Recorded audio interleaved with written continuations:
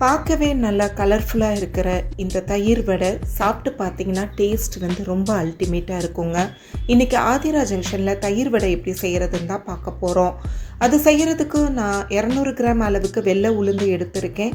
இதை நல்லா கழுவிட்டு அரை மணி நேரம் ஊற வச்சுட்டு கிரைண்டரில் நல்லா கொஞ்சமாக தண்ணி ஊற்றி நைஸாக அரைச்சிருக்கேன். இதை நீங்கள் ஒரு பவுலில் தண்ணி வச்சு அதில் போட்டு பார்த்தீங்கன்னா நல்லா மிதக்கும். அந்த அளவுக்கு பஞ்சாக அரைச்சிருக்கேன்.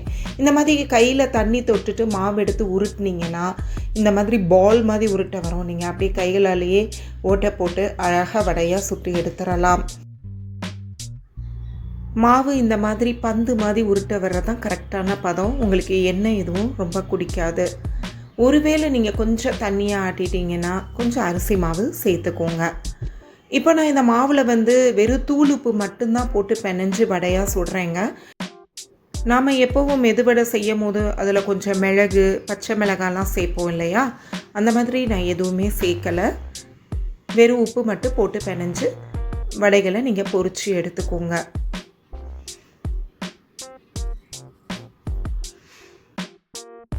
பொரிச்ச இந்த வடைகளை சூடாக இருக்கும் போதே நீங்கள் இந்த மாதிரி நார்மல் ரூம் டெம்பரேச்சரில் இருக்க தண்ணியில் முன்னும் பின்னும் பெரட்டி போட்டு ஒரு நிமிஷம் இல்லாட்டி 1.5 நிமிஷத்துக்குள்ளே ஊற வச்சு எடுத்துக்கோங்க. லைட்டாக ப்ரெஸ் பண்ணி நீங்கள் இந்த தண்ணியை பிழிஞ்சால் போதுமானது. வடை பிஞ்சிடாமல் பார்த்துக்கோங்க.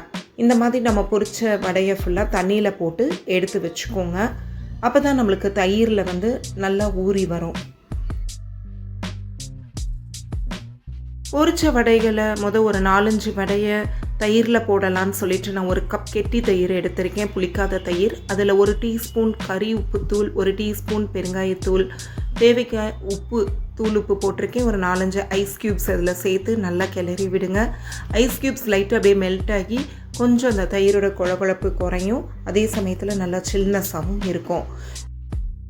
தயிர் ரொம்ப கெட்டியாக இருக்கிற மாதிரி இருந்தால் இந்த மாதிரி கொஞ்சம் போல் தண்ணி சேர்த்துக்கோங்க. சேர்த்துட்டு இந்த மாதிரி பதத்தில் தயிரை வச்சுக்கோங்க. இப்போது நான் ஒரு 3 வடை எடுத்திருக்கேன். அதில் இந்த தயிரை வந்து நல்லா ஊற்றிடுங்க. அது அப்படியே ஊறிட்டு இருக்கட்டும். இப்போ மேலும் நம்ம பிளேட்டை டேஸ்டியாக்க மற்றும் டெக்கரேட் பண்ணுறதுக்கு நான் கொஞ்சம் போல் துருவின கேரட்டை சேர்த்துருக்கேன். அடுத்ததாக ரொம்ப கொஞ்சமாக எண்ணெய் ஊற்றி அதில் கடுகு, சீரகம் போட்டு நல்லா பொரிஞ்சதும் அதையும் நான் இந்த வடை மேலே போட்டுக்கிறேங்க. இந்த சீரகம், கடுகெல்லாம் நம்ம சேர்த்து சாப்பிடும் போது ஒரு டேஸ்ட்டாக இருக்கும். கொஞ்சம் போல் கட் பண்ண கொத்தமல்லி தலைகளை சேர்த்துக்கோங்க. அது மேலே தேவைப்பட்ட கொஞ்சம் மிளகாய் பொடி மற்றும் காரா பூந்திலாம் போட்டு கொஞ்சம் நேரம் அதை அப்படியே ஊற வச்சுட்டு நீங்கள் எடுத்து சாப்பிட்டு பார்த்தீங்கன்னா டேஸ்ட்டு அவ்வளோ அற்புதமாக இருக்கும். இந்த தயிர் வடையை நம்ம ரொம்ப ஈஸியாகவும் செஞ்சிட்டோம். இந்த ரெசிபியை நீங்களும் உங்கள் வீட்டில் செஞ்சு பார்த்துட்டு அவசியம் கமெண்ட் பாக்ஸில் கமெண்ட் பண்ணுங்கள். அப்படியே ஆதிரா ஜங்ஷனை சப்ஸ்கிரைப் பண்ணிவிட்டு மறக்காமல் பெல் ஐக்கானை ப்ரெஸ் பண்ணிவிடுங்க. முடிஞ்ச இந்த வீடியோவை உங்கள் ஃபேமிலி அண்ட் ஃப்ரெண்ட்ஸ்க்கு ஃபார்வர்ட் பண்ணுங்கள். மீண்டும் ஒரு ரெசிபியோடு சந்திப்போம்.